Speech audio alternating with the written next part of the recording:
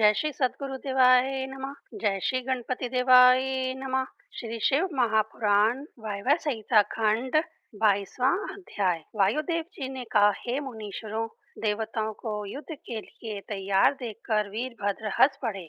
तभी एक अति उत्तम रथ आकाश से उतरा और वीरभद्र के पास आकर खड़ा हो गया। यह रथ श्री ब्रह्मा जी लाए थे। उन्होंने वीरभद्र से हाथ जोड़कर कहा, वीरभद्र जी, यह दिव्य रथ मैं भगवान सदाशिव के आदेश से आपके लिए लाया हूँ। आप इस पर सवार होकर युद्ध करें। रम्य आश्रम में बैठे हुए भगवान सदाशिव तथा भगवती पार्वती आपके इस पराक्रम को देख रहे हैं। श्री ब्रह्मा जी के कहने पर वीरभद्र उस दिव्य रथ पर सवार होकर शंख बजाने लगे। श्री ब्रह्मा जी उनके सारथी थे। वीरभद्र उस समय चंद्रमा की भांति सुशोभित थे। युद्ध देखने की इच्छा से यक्ष, गंधर्व आदि सब के सब विमानों पर चढ़कर आकाश में आ गए। भगवान विष्णु ने अपने षडांग धनुष पर बाण चढ़ाकर वीरभद्र पर प्रहार किया। यह देखकर वीरभद्र ने जैतर नाम का धनुष हाथ में टंकार किया। उसके शब्द से विशाल ध्वनि हुई, जिससे कि भूमि कंपित हो उठी। वीरभद्र ने भगवान विष्णु के ललाट पर एक बाण मारा। भगवान विष्णु ने उनकी भुजा पर बाण मारा। इस प्रकार दोनों में भयंकर युद्ध होने लगा। और जब वीरभद्र ने एक बाण भगवान विष्णु की छाती पर मारा तो वह भूमि पर गिरकर अचेत हो गए, किंतु थोड़े ही देर के बाद चेतना में आकर उन्होंने अजय बाण वीरभद्र को मारा। वीरभद्र ने मार्ग में उस बाण के टुकड़े टुकड़े कर दिए और एक बाण द्वारा गरुड़ के पंखों को काट कर गिरा दिया। अब भगवान विष्णु ने उन पर अपना सुदर्शन चलाना चाहा, किंतु वीरभद्र चुपचाप खड़े रहे और भगवान सदाशिव के प्रभाव से वह चक्र भगवान विष्णु से हिला तक नहीं। भगवान विष्णु की शोभनीय दशा देखकर समस्त देवता अपने अपने अस्त्र शस्त्र लेकर वीरभद्र पर चढ़ दौड़े, किंतु वीरभद्र ने केवल अपने अट्टहास से ही उन सबके हाथों को स्तंभित कर दिया। वह अभरण भूमि में स्थिर न रह सके और उठ भागे। वीरभद्र ने उन भागते हुए देवताओं पर अपने पैने बाणों की वर्षा आरंभ कर दी और अपने गणों को संकेत किया। उन्होंने सब देवताओं को बांध लिया। उस समय श्री ब्रह्मा जी ने निर्भरता पूर्वक वीरभद्र से कहा, वीरभद्र, आप इन देवताओं को क्षमा कर दीजिए, क्योंकि ये अपने किए का फल भोग चुके हैं। ब्रह्मा जी के कथन अनुसार वीरभद्र के संकेत पर उनके गणों ने देवताओं के बंधन खोल दिए। सबने वीरभद्र को प्रणाम किया और उनकी स्तुति की। इसके बाद वीरभद्र सभी देवताओं को लेकर भगवान सदाशिव जी के पास पहुँचे। उनको आया देख भगवान सदाशिव मुस्कुराए और बोले, हे देववृंद, तुम डरो मत, तुम लोग मेरी ही संतान हो। मैं तुम्हारे हित के लिए ही तुम्हें दंड दिया करता हूँ, क्रोध से नहीं। भगवान सदाशिव के वचन सुनकर देवताओं का भय और संशय मिट गया। सब देवता हाथ जोड़कर भगवान सदाशिव की स्तुति करने लगे। प्रभु, आपने अपनी कृपा से चंद्रमा को निरोग किया। समंतनी, शारदा और सैमनी ने आपकी भक्ति में अपना अपना यैच्छिक सौभाग्य प्राप्त किया। श्रीकर को आपने अपने गणों के पद पर नियुक्त कर दिया। आपने सुदर्शन नृप की रक्षा की। भगवान विष्णु स्तुति करते हुए बोले, हे दयालु, आप ही तो रजोगुण, सत्वगुण एवं तमोगुण द्वारा उत्पत्ति, पालन, संहार आदि किया करते हैं। ब्रह्मा विष्णु रुद्र आप ही के ही सब रूप हैं। आप ही के सबके भीतर बाहर रहने वाले चराचर के स्वामी, विद्याओं के भंडार, अभिमानियों का मद चूर करने वाले, सब पर कृपा करने वाले हैं। हम सब आपकी शरण में आए हैं, हमारे अपराध क्षमा करें। ब्रह्मा जी ने कहा, प्रभु, आप तो दुखियों का दुख दूर करने वाले हैं, अतः दुखी देवताओं को सुखी करें। बहुत से देवताओं के शरीर घाव से भरे पड़े हैं, कई देवता मर चुके हैं। आप ऐसी कृपा करें कि सब के सब वह स्वस्थ हो जाएं और जीवित हो जाएं। श्री ब्रह्मा जी की प्रार्थना सुनकर भगवान सदाशिव ने एक बार मुस्कुरा कर भगवती पार्वती जी की ओर देखा फिर सभी घायल तथा मरे हुए देवताओं और देव माताओं को पूर्ववत पूर्ण रूपेण स्वस्थ कर दिया। उसके बाद भगवान सदाशिव भगवान जी के संकेत पर अपने पुत्र दक्ष के शरीर पर एक वृद्ध बकरे का सिर रख दिया और शंकर कृपा से वह भी जीवित हो गया। जीवित होने के पश्चात उसने अश्रु बहाते हुए भगवान सदाशिव की स्तुति करते हुए कहा, प्रभु आपकी जय हो। आप ही सबके स्वामी हैं। विष्णु आदि जितने भी देवता हैं वह सब आपके आज्ञाकारी सेवक हैं। आप मुझ जैसे अपराधी व पापी को क्षमा करें। उसकी प्रार्थना सुनकर भगवान सदाशिव बोले, तुम डरो मत, तुम ब्रह्मा जी के पुत्र हो, अतः उनके कल्याण की भावना से मैं तुमको अक्षय गणपति का पद देता हूँ। फिर उन्होंने देवताओं से कहा, तुम लोग अपने कर्मों का फल भोग चुके हो, अब तुम अपने अपने स्थान पर जाओ। इतना कहकर भगवान सदाशिव और भगवती पार्वती जी अंतर्ध्यान हो गए। ब्रह्मा विष्णु आदि सभी देवता वीरभद्र के पराक्रम की प्रशंसा करते हुए अपने अपने स्थानों को चले गए। 23वां अध्याय। इतनी कथा सुनने के बाद मुनीश्वरों ने श्री वायुदेव से पूछा, हे वायुदेव जी, अब आप हमें यह बताने की कृपा कीजिए कि भगवान सदाशिव युद्ध भूमि से अंतर्ध्यान होकर कहाँ चले गए, किस स्थान पर उन्होंने अपना निवास स्थान बनाया। वायुदेव जी ने कहा, हे मुनीश्वरों, मंदराचल पर्वत भगवान सदाशिव को अत्यंत प्रिय था, क्योंकि उसने कभी इस इच्छा से कि भगवान सदाशिव तथा पार्वती उस पर निवास करें, बड़ी भारी तपस्या की थी। इसी कारण मंदराचल भगवान सदाशिव को बड़ा प्रिय था। अतः आपने मंदराचल की कामना पूर्ण करने के लिए भगवती पार्वती जी के साथ अपने गणों को साथ लिए हुए वहां पर पधारे। पर्वत का सौंदर्य अपूर्व था। वह अनेकों मणियों से चमक रहा था, अनेकों गुफाओं से शोभामयान था। श्री पार्वती जी को प्रसन्न करने के लिए भगवान सदाशिव ने उसको और भी रमणीक बना दिया था। भगवान सदाशिव वहां पहुंचकर श्री पार्वती जी के साथ अनेकों लीलाएं करने लगे। उस समय प्रजा बहुत बढ़ चुकी थी। उस समय शुंभ और निशुंभ दो दानव जन्म ले चुके थे। देवताओं को पीड़ित करने के लिए उन्होंने कठोर तपस्या की और श्री ब्रह्मा जी को प्रसन्न कर लिया। जब श्री ब्रह्मा जी ने प्रत्यक्ष होकर उनको वर मांगने के लिए कहा तो उन्होंने कहा, प्रभु यदि आप हमसे प्रसन्न हैं तो आप हमें यह वर दीजिए कि हमको कोई भी ना मार सके। श्री ब्रह्मा जी बोले, तुम्हें कोई भी ना मार सकेगा, किंतु जब तुम आयोनिज जन्म रहित जगदम्बा के अंश से उत्पन्न हुई किसी भी पुरुष द्वारा आस्पर्शा कन्या की अभिलाषा करोगे तभी तुम्हारी मृत्यु हो जाएगी। अतः तुम इस प्रकार की अभिलाषा ही नहीं करना। इतना कहकर श्री ब्रह्मा जी अंतर्ध्यान हो गए। यह वरदान प्राप्त करके शुंभ व निशुंभ ने देवताओं को जीत लिया और इंद्रासन पर बैठकर त्रिलोकी पर अपना आधिपत्य जमा लिया। फिर तो वे दोनों दुष्ट धर्म मर्यादा नष्ट करने पर तुल गए। पुण्य आदि कर्मों का नाश होने लगा। उनके अत्याचारों और उत्पातों से प्रजा अत्यंत दुखी हो गई। चाहूं और हाहाकार मच गया। यह देखकर श्री ब्रह्मा जी भगवान श्री सदाशिव जी के पास पहुंचे और उनसे प्रार्थना व स्तुति की। उन्होंने कहा, हे भगवान, अब आप भगवती उमा को क्रुद्ध करने की चेष्टा कीजिए, जिससे शुंभ व निशुंभ दोनों दानव नष्ट हो जाए। इस समय सारा संसार उनके अत्याचारों से अत्यंत दुखी हो रहा है। प्रभु, उनके नाश से संसार को सुख मिलेगा। श्री ब्रह्मा जी की प्रार्थना पर भगवान सदाशिव मुस्कुराए। फिर उन्होंने स्त्रियों की बुराई शुरू कर दी। इस पर भगवती पार्वती जी बहुत बिगड़ी और उनके क्रोध का कोई वार पार न रहा, क्योंकि आप नारी थी और आप ही के द्वारा नारी कुल उत्पन्न हुआ था। उन्होंने क्रोध में भरकर भगवान श्री सदाशिव से कहा, प्रभु, ऐसा जान पड़ता है कि मुझसे उत्पन्न हुए स्त्री कुल से आप अप्रसन्न हैं। यदि ऐसा ही है तो आपने मेरे साथ इतना समय किस प्रकार निकाला है? आपने मुझे पहले क्यों नहीं बताया? यदि आपको मेरे साथ प्रेम नहीं था तो आपने मेरे साथ विलास क्यों किया? फिर भी यदि आप नारी निंदक है तो मैं इस शरीर को त्याग देती हूँ। मैं फिर किसी दूसरे कुल में पैदा हो जाऊंगी।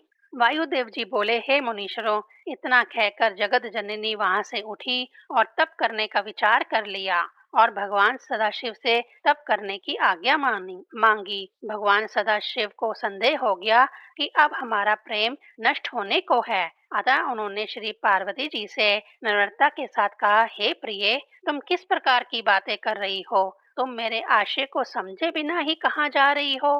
मैं सारे संसार का पिता हूँ और तुम सारे संसार की माता हो। मेरे और तुम्हारे संयोग से ये सारा संसार पैदा हुआ है, काम द्वारा नहीं। काम ने मुझे साधारण देवता जानकर कुछ बाधा पहुंचाई थी। मैंने उसको अपनी दृष्टि द्वारा ही भस्म कर दिया था। अब मैं अन्य कोई कार्य करना नहीं चाहता हूँ कि वह कार्य केवल तुम्हारे क्रोध के द्वारा ही हो सकता है। मैं तो जैसा कि तुम जानती ही हो, तुम्हारे प्रेम के वशीभूत हूँ। तुम मुझ पर किसी भी प्रकार का संदेह ना करो। श्री पार्वती जी बोली, हे स्वामी, मैं आपकी सभी बातें जानती हूँ। आप पहले भी मेरा त्याग कर चुके हैं, अब भी उसी कारण से त्याग रहे हैं। इन संसार में वही स्त्री प्रशंसा के योग्य समझी जाती है जो पति की प्यारी ना लगने पर भी अपने शरीर का त्याग कर दे। मालूम होता है कि आपको मेरा काला वर्ण पसंद नहीं है और ना ही आपको मेरा बचपन का नाम काली ही पसंद है। बस इस कारण मैं अब इस देह को तप द्वारा त्याग दूंगी। इस पर भगवान सदाशिव बोले, यदि तुम ऐसा चाहती हो तो मेरी या अपनी इच्छा से कोई और रूप धारण करो। देवी ने कहा, मैं आप द्वारा कोई रूप नहीं चाहती। मैं तो अब तप द्वारा श्री ब्रह्मा जी को प्रसन्न करके गौरी बनूंगी। भगवान सदाशिव बोले, हे देवी, ब्रह्मा जी को ब्रह्म पद मेरे अनुग्रह से प्राप्त हुआ है। मैं अभी उनको बुलाता हूँ। तुमको तप करने का कोई आवश्यकता नहीं है। श्री उमा ने कहा, मैं ये जानती हूँ कि समस्त देवताओं ने आपके अनुग्रह से ही उत्तम पद प्राप्त किया है, किंतु फिर भी जब मैं दक्ष की पुत्री थी तो तप द्वारा ही मैंने आपको अपना पति चुना था। उसी प्रकार अब भी मैं तपस्या द्वारा ब्रह्मा जी को प्रसन्न करके गौरी होना चाहती हूँ। 24वां अध्याय। मुनियों ने श्री वायुदेव से पूछा, अब आप हमें देवी उमा के तप की कथा सुनाइए। श्री वायुदेव जी बोले, भगवान शंकर से आज्ञा लेकर तथा उनकी परिक्रमा करके भगवती उमा हिमालय पर्वत पर पहुंची। पहले अपने माता पिता जी से मिली, फिर वह उसी स्थान पर गई जहाँ पर कि उन्होंने पिछली बार तप किया था। वहां जाकर उन्होंने भगवान सदाशिव के चरणों का ध्यान किया और कठोर तपस्या में लग गई। प्रतिदिन प्रातः, मध्याह्न, संध्या काल तीनों समय स्नान आदि करके वन के पुष्प आदि लेकर वह भगवान सदाशिव का पूजन करती। मन में ये विचार था कि भगवान सदाशिव ही ब्रह्मा जी की मूर्ति में विराजमान होकर यहाँ पधारें और मुझे मेरी तपस्या का फल प्रदान करें। इस प्रकार भगवती को तपस्या करते हुए बहुत समय व्यतीत हो गया। एक दिन वहां कहीं से एक सिंह आन निकला। भगवती के निकट आकर वह उसे खाने के लिए तैयार हो गया, किंतु भगवती के तेज के सामने उसकी एक न चली। बस वह मूर्तिवत उनकी ओर देखते ही रह गया, मानो खड़ा होकर उनकी पूजा कर रहा हो। भगवती ने जिन्हें सोचा कि शायद यह सिंह मेरा भक्त है और हिंसक जीवों से मेरी रक्षा करने के लिए यहाँ खड़ा है। ऐसा विचार करके भगवती ने उसके सभी फल नाश कर दिए। देववश उसकी भूख प्यास सभी जाती रही, उसका जीवन सफल हो गया। उधर शुंभ निशुंभ के उपद्रव दिनों दिन बढ़ रहे थे। सारा संसार उनके अत्याचारों से दुखित हो रहा था। देवता तथा ऋषि मुनि सब एकत्रित होकर श्री ब्रह्मा जी के पास पहुँचे और उनको अपना दुखड़ा सुनाया। देवताओं की कारुणिक कथा सुनकर ब्रह्मा जी का हृदय भी पिघल गया। वह देवताओं को साथ लेकर तप करती हुई पार्वती जी की शरण में गए और उनको देवताओं की विपदा का वृतांत सुनाया। भगवती ने उनका आदर सत्कार भी किया और उनको दिलासा भी दिया। जब ब्रह्मा जी भगवती से आदर पाकर आसन पर बैठ गए तो भगवती जी से उन्होंने पूछा, आप तो स्वयं तपस्या का फल देने वाली हैं, तो फिर आप ये कठोर तपस्या क्यों कर रही हैं?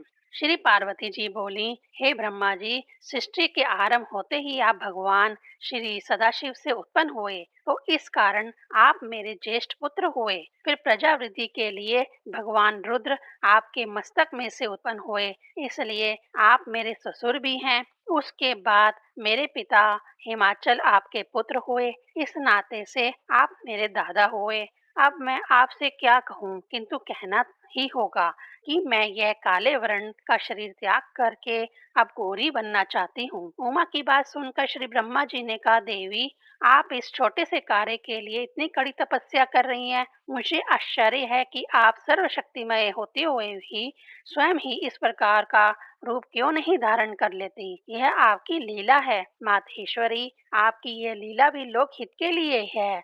श्री ब्रह्मा जी की प्रार्थना पर गो भगवती जी ने अपनी त्वचा कोश त्याग दिया और गौर वर्ण की गौरी हो गई। तत्पश्चात उन्होंने अपने त्वचा कोश से मेघों के समान श्याम वर्ण की कौशिकी नाम की एक कन्या उत्पन्न की। भगवती स्वयं माया स्वरूपिणी थी।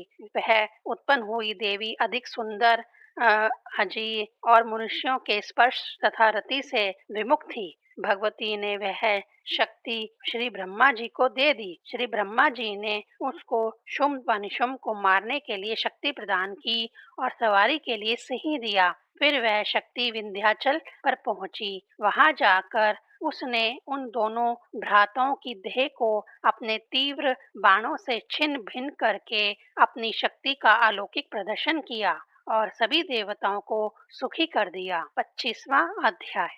श्री वायुदेव जी बोले, हे ब्राह्मणों, गौरी ने कौशिकी को हिमालय पर्वत पर भेजने के बाद भगवती गौरी ने उस सिंह के बारे में श्री ब्रह्मा जी से कहा, हे ब्रह्मा जी, यह सिंह मेरा अनन्य भक्त है। जिन दिनों मैं तपस्या कर रही थी, यह हिंसक पशुओं से मेरी रक्षा किया करता था, इसलिए यह अब सदा ही मेरे पास रहेगा और इसका निवास भी मेरे ही राजभवन में होगा। मैं अब इसे साथ लेकर अपने घर जाना चाहती हूँ। आप मुझे आज्ञा प्रदान करें। गौरी की बात सुनकर श्री ब्रह्मा जी बोले, हे देवी, ऐसा करके आप सांप को दूध पिलाना चाहती हैं? मुझे तो यह कोई कपटी दैत्य जान पड़ता है, जो कि कई रूप धारण करके देवताओं तथा मुनीश्वरों को मारा करेगा। अतः आप इसे इसके कर्मों पर ही छोड़ दीजिए। गौरी ने कहा, आप ठीक कह रहे हैं, किंतु यह मेरी शरण में आ चुका है, नित्य मेरी सेवा किया करता है, अतः इसे कैसे छोड़ा जा सकता है? ब्रह्मा जी बोले, देवी, मैं तो इसे अपने कर्मों का फल भोगने वाला समझ रहा था। मुझे मालूम ना था कि यह आपका परम भक्त बन चुका है। यदि ऐसा है तो यह निष्पाप है और आपके भक्त का कभी नाश नहीं हो सकता। श्री वायुदेव जी बोले, हे मुनिवृंद, श्री ब्रह्मा जी इतना कहकर अंतर्ध्यान हो गए। गौरी अपने माता पिता से भेंट करने के पश्चात सिंह को साथ लेकर मद्राचल पर्वत पर भगवान सदाशिव के पास पहुंच गई और उनके चरण कमलों की सेवा में लग गई। 26वां अध्याय। श्री वायुदेव जी बोले, हे मुनीश्वरों, जब भगवती गौरी अपने राजभवन में पहुंची तो सभी द्वारपालों ने उनकी स्तुति वंदना की। गौरी भवन के भीतर जाकर भगवान सदाशिव के चरणों में लेट गई। भगवान सदाशिव ने तुरंत उनको उठाकर अपनी छाती से लगा लिया। फिर गौरी हंसते हंसते शैया पर जा बिराजी। भगवान सदाशिव जी ने भी उनके साथ बैठकर उनको अपने अंग में बिठा लिया। फिर उनसे कहने लगे, हे प्राणेश्वरी, अब आपकी देह उत्तम हो गई है। अब तक आप अवश्य में अपने क्रोध का कारण भूल चुकी होंगी। आपने काले तथा गोरे रूप द्वारा मेरे मन को लुभा लिया है। देवी, हम दोनों का प्रेम साधारण जीवों के प्रेम जैसा नहीं है। इस कारण हम दोनों के बीच किसी प्रकार का विद्वेष नहीं होना चाहिए। यदि मेरे और तुम्हारे में प्रणय ना हो तो फिर इस चर अचर जगत की सत्ता कहाँ? और सुनो, मैं अग्नि हूँ तो तुम सोम हो, तुम शब्द हो तो मैं अर्थ हूँ, तुम विद्या हो तो मैं वेद हूँ। हम दोनों ही अमृत हैं। तुम्हारी आज्ञा ही मेरी ऐश्वर्य है। तुम्हारी आज्ञा के बिना फिर मेरा वैभव कहाँ? मैं तो देवताओं के हित के लिए नित्य लीलाएं करता रहता हूँ। तुम मेरी उन लीलाओं से अपरिचित थी। अतः तुम बिना जाने मुझसे प्रसन्न हो गई। भगवान सदाशिव के वचन सुनकर गौरी लज्जित हुई। फिर कहने लगी, आपकी कृपा से मैंने कौशिकी नाम की एक कन्या को जन्म दिया है, जो जो कि रूप, बल व पराक्रम से युक्त है। उसने विंध्याचल पर्वत पर जाकर शुंभ व निशुंभ नामक दैत्यों को मारा है। यह वह शक्ति है जिसकी आराधना से मनुष्य तुरंत ही फल पाएंगे। इसके पश्चात गौरी ने अपनी सखियों द्वारा सिंह को बुलाया और उसको भगवान सदाशिव के सामने खड़ा करके कहने लगी, प्रभु, इसे अपने अनुचर सिंह को भी मैं अपने साथ ले आई हूँ। यह तपस्या करते समय मेरी रक्षा किया करता था। अब आप इस पर भी यह कृपा करें कि यह द्वारपाल होकर मेरे भवन के द्वार पर बैठा रहे। भगवान सदाशिव ने उसे द्वारपाल बना दिया और उसका नाम सोमनंदी रख दिया। उसके बाद भगवान सदाशिव ने गौरी का दिव्य आभूषणों द्वारा अपने हाथों से श्रृंगार किया। 27वां अध्याय।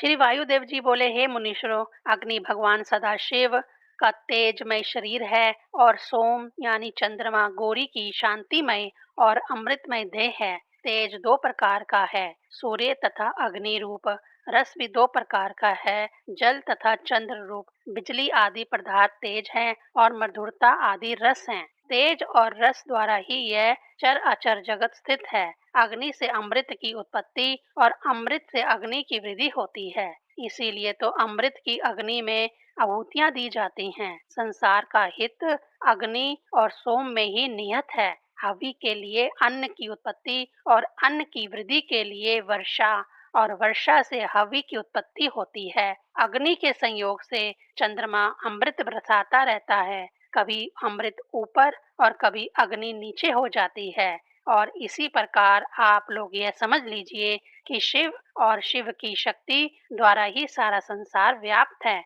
अग्नि से जगत जलकर भस्म रूप हो जाता है। इस भस्म से स्नान करने वाला योगी अमर हो जाता है। भगवान सदाशिव ने इस अग्नि और सोम के रूप में विश्व की रचना की है, जिसे कि जगत कहा जाता है। इन दोनों से शिव और शिवा का आधार और अधेय संबंध है। इन्हीं के संयोग से जगत की सत्ता स्थिर है। ओम नमः शिवाय।